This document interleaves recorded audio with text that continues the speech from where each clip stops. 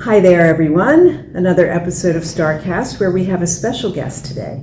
We are at the We Work Well event for EMEA in Portugal, Cascais, Portugal, and I have with me Steve Porter, the co-founder of Trybe, Trybe. If you haven't heard of it, you will soon because they're kind of taking over in the software department. So we're going to talk a little bit about what Trybe does and how it's had such a surge in interest. Thank you for joining us, Steve. Well, thank you very much for having me, Lisa. It's great to be here. Great to be part of this event in Cascais.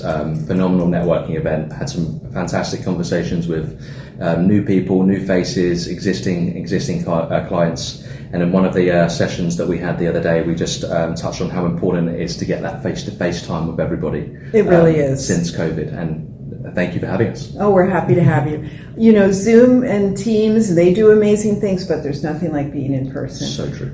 So, Trybe, I was recently introduced to the company because, at least in the US, everyone is interested in opening bathhouses, and you seem to be the go-to software. I'm like, who knew? What's Trybe? Tell me more. And now, you know, you're expanding. So we're here at the We Work Well with the theme of exploration. I thought we could explore the Trybe journey, and maybe a little bit about you first, Steve. How did you come to be in the tech field? That's a great question. So my background is I started my career in the family business. I wanted to go to university, probably for the wrong reasons, and then decided against it because I knew that I probably wouldn't stick it out. So I was educated in the family business, but very quickly realised that the industry that was in wasn't for me, and had that what I thought was going to be an incredibly difficult conversation with my dad, saying I want to go and leave and move to London, move to the big smoke, pursue something that I'm passionate about, which is technology. I had that conversation with him, and he it was really good. Like, it gave me his blessing. Then I moved to London, where I picked up a technology role, where I met my two current business partners. We worked together for four years. The company was acquired, and you know the three of us were very ambitious people. We loved the product and the culture that we had there, and we were like, why aren't we doing this ourselves? And we started in the health and wellbeing industry. Knew that we could build better reservation software that was available in that servicing that industry, and 6.5 years later, we're over 400 properties in over 40 countries. Amazing. Processing quite a bit of money. So the firm where you met your two co-founders, you said, yeah. Was it in the health and wellness vertical? Sorry, something else. What was the question? Was the company where you met your two co-founders in health and wellness? It was. So the company where I met Will and Ricky was a company called Design by Night, and that serviced casual dining, bars, pubs and clubs. So a similar kind of concept, reservation systems. Like Open Table. Exactly like that. So we wanted to take that knowledge of what we'd learned and apply that to another industry, thinking spa would be really simple, but turns out spas are really complicated. Surprise. And I think ever since then, you know, we were in the hospitality industry before. The hospitality industry is great. It's fantastic people. I mean, there's not many events that you go to where you've got, let's call them competitors in a room, but they are sharing their learnings. They are working collaboratively. We're all facing the same issues and all trying to drive in the same direction. And I think that's why we chose to stick in hospitality, because it's just such a fantastic industry. So I met them there, and just wanted to apply it to a new industry, and this magical thing happened. Well, certainly you did your research and you learned there were other players in that space. What made you think you could do it better or differently that made you choose that? I think the light bulb moment for me was when we were going onto these luxury hotel websites, and for the spa facilities and the wellness facilities, it just felt like technology was an afterthought. You go onto these websites and it's a contact us form or it's a PDF brochure.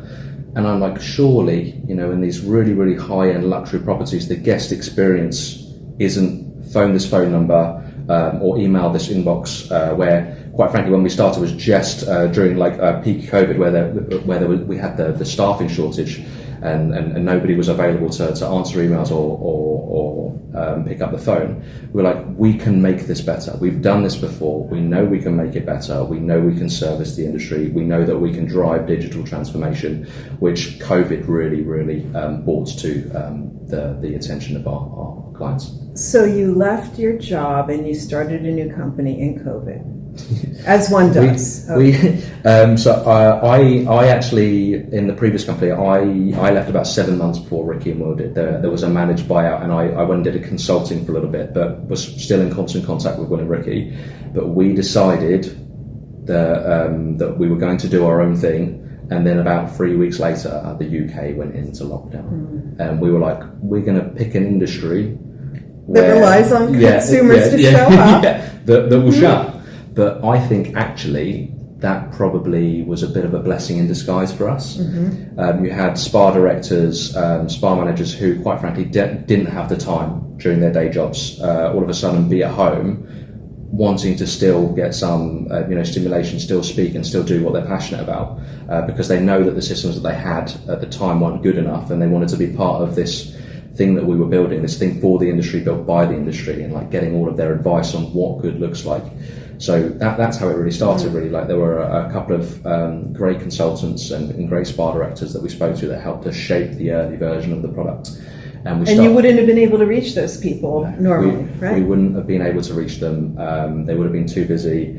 And to be honest, I think technology would be years behind where it is now in the spa space if COVID didn't happen. Like we probably still would have had forms, phone numbers, and email addresses. So that event really forced the industry to, digitally transform. Like we had horror stories of some hotels taking home servers just so that they could take bookings at home.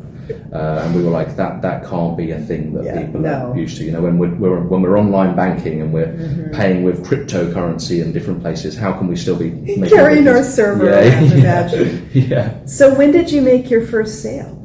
That's a great question. So we worked with a consultant called Claire Caddick. She has a skincare brand also called Trybe. It's called Trybe 517, coincidentally. And she was working on a couple of properties in the north of England. And we worked very closely with them to essentially replace Excel spreadsheets. We started building in April. We gave them a diary that they could start testing and using. It was about July time. And they were using it for live service when everything opened back up in, I think it was like September, like after the waves of opening and closing that we had, and they were our first paying client in January the following year. So we had a good period of working super closely and collaboratively with both Claire and those properties. I would have to imagine you learned quite a lot from that experience. I learned that spa was not incredibly, so it's not quite like a table in a restaurant that's either available or unavailable. Right. It's a qualified therapist. It's equipment. It's a particular room with a shower, and it's combining all of those resources and seeing when they're available and servicing them at times that fit in with the operators. So you officially became an item you could purchase in early 2021. Yes. And so 5 years later, you have. How many properties? We hit over 400 properties a couple of weeks ago. Okay, in many countries. In about, I think it's 41 or 42 countries. Amazing. So what would you say is the secret sauce of Trybe? That's a great question. So the secret sauce of Trybe is we position ourselves as an open platform. There's two things. We position ourselves as an open platform, which means that it's really easy to integrate with us. So when we work with our enterprise clients or clients that would like to invest a little bit more in technology, they can go away and build their own bespoke booking journeys when they don't want to take our off-the-shelf one. They can customize that whole experience. They can integrate with their CRM systems. They can accept payments with Bitcoin. They can look at their utilization and dynamically price day passes on the fly, which is really good. Yeah. So one of the bathhouses that we're working on is.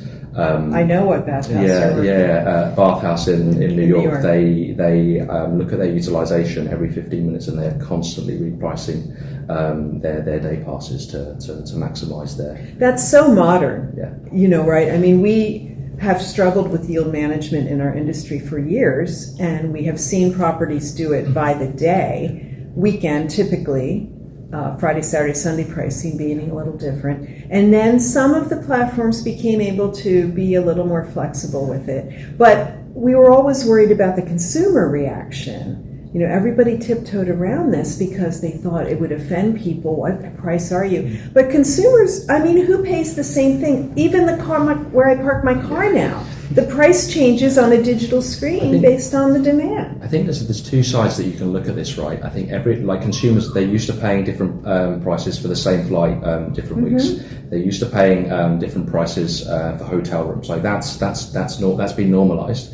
But it works on both sides of the coin. Right? So if you go at an off-peak time when it's naturally quiet, you're going to get a better rate than if you decide to go during a peak time. So I think it does give that consumer more choice about when they can go. Like after they are they after still that nice experience, but if they choose to go at a time that is more suitable to the operator when they have lower utilization, they're going to be able to get themselves a more cost-effective and better value for money. So that's a really good way to present it. So when you're using Trybe, you are able to customize a great deal of it, and the consumer can choose the service, the time, the provider, or not. The other part that we're really proud of is our dynamic packages. So this is where hoteliers they market day experiences. They market their beautiful day experiences, which includes a choice of treatment. That might be the facial, that might be the back scrub, that might be another treatment. But they sell them online as like a thing, and then there's this weird interaction where the hotelier or the spa team, they contact the guest to schedule them in, and it just feels really like unbespoke and almost transactional. So we built this dynamic package functionality where guests can go online and they can build their itineraries. They're buying those spa days. They're selecting their choice of treatment. If they want the 90-minute instead of the 50-minute that's included, they can get that at a discounted packaged upsell. So instead of like an extra $50, they get it at $30. So we're driving additional revenue for the properties, but we're also giving the guests the tailored experience that they want. They then select their slot, the morning or the afternoon slot in the wet facilities, their slot for lunch, their afternoon tea slot. So we're really trying to support our clients sell the experiences that they're packaging up on property. So it sounds like you have the basis covered on booking appointments. What about classes or bigger chunks of time? Great question. So a lot of the resorts that we work with, they have like fixed timetable classes, and we recently released like a schedule view. So on the booking engine now, you can see day by day the different classes and activities that are coming up. And some of our customers have like QR codes in hotel rooms or direct links from their loyalty apps. And you click those and you can just go online, see the schedule, see the spin class, see the sunrise yoga, click that and very easily book. And that sounds so easy. Do you have some sort of agreement with loyalty programs? So, we have integrations with a couple of loyalty systems, and again, like because we're an open platform, it's easy for us to work with those software providers. They can pull data out on behalf of our clients and plug that into their loyalty systems and provide codes for incentives. And it's been like a real differentiator for us. Like quite often, the legacy solutions are closed off systems. There's only a handful of public API endpoints, they're called, that can be accessed. But we intentionally have been designed to be open. Let's talk about how the end user pays for it. I mean, I assume you have a monthly subscription model. So we are an annual subscription model, and it scales with the size of the property fundamentally. Size of property based on keys or employees or resources? Size of property based on number of like treatment rooms or activity units that they offer. We don't price on number of users or seats. Let's call them seats. We don't price on number of seats. We want a pricing model that scales to the busyness of the property, and it's a fixed annual fee, and included is training, onboarding, setup, all of the support. There's no hidden fees. There's no initial setup fees. Nothing like that. It's just purely a subscription service. So, what is the future for Trybe as you explore the world? I mean, are there other verticals you will go into? That's a really, really good question, and I think it probably leads nicely onto like this whole AI discussion. Like everybody at the moment is thinking about AI. How do we incorporate? We've been thinking like, how do we incorporate that into our product? Like, how do we help our operators make more autonomous and intelligent decisions? So I think there's a world where where Trybe moves into. Think of it as the brain of your spa operation. Mm-hmm. Like let's not call it the spa manager, but let's say it behaves like the spa manager, and it gives the spa manager all of the tools and the decisions that they need to make. Like picture a world where you come in on Monday morning, you can see your diary, it's empty in the next couple of days, or we think that you should market to your regular guests, send them out an offer.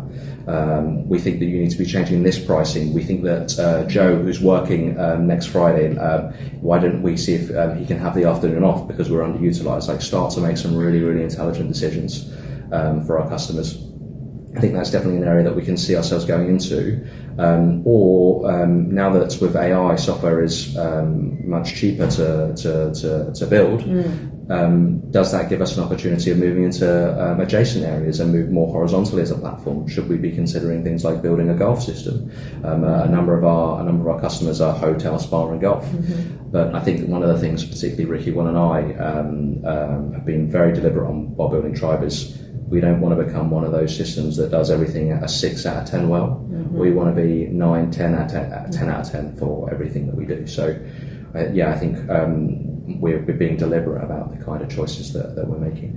So it sounds like you've set it up where your marketing can be segmented by prior guests, new guests who's had a treatment. Is there a role that AI can play in that going forward? I think the role that AI can play is when you have data. I think that AI can help you structure that data more and help you make better decisions. Like that's where we're seeing this is it's using AI to take data, structure it, and present it in different ways. And for me, my use of AI, not talking about Trybe at the moment, is a lot of that. It's taking data that's siloed in my different systems and joining them together to produce an artifact to help me make decisions. Mm-hmm. So I've got data in my sales CRM. I've got data in my sales, my meeting PA, and I can join that data together and enrich it and present it to me in a way that I can better answer the questions that I have.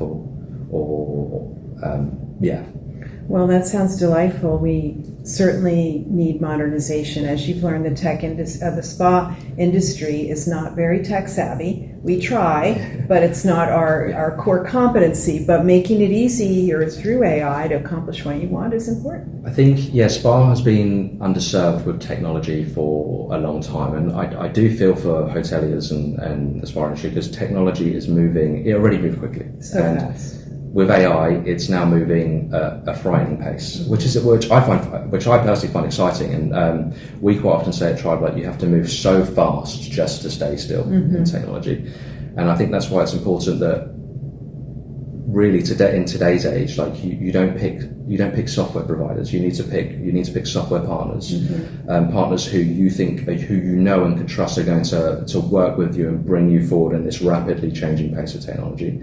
Because anybody can sell your software, but you need to be making sure that you're aligned in the direction that you want your business to head and the partners that you're choosing to work with. And I think you can say the same about your skincare providers and all of the other providers that you're using in hotels. Like hotels are under increasing pressure, so it's all about coming to events like this and finding good partners to work with. So because Trybe has the open AI structure, that's probably the wrong word to use, but because Trybe has open API structure, you can integrate with existing hotel booking systems. Yes, exactly that. 99.9% of the platform has an open API. There's only a handful of internal things. So what that means is you can go away and build your own booking engine. You could build the Trybe user interface for people to use internally if you want. We have a client in the UK that are resorts.